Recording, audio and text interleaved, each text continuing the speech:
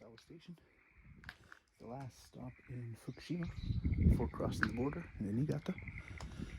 And I just stopped here and was just listening.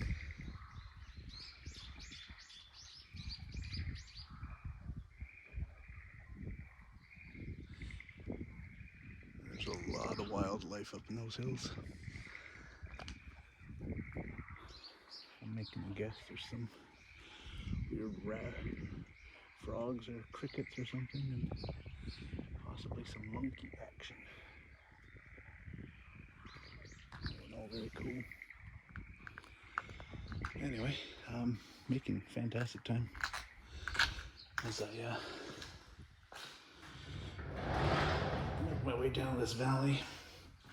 I'm always getting hit with some little uphill bits and whatnot, but once I hit the down slopes, it's pretty fast. So anyway, nice views.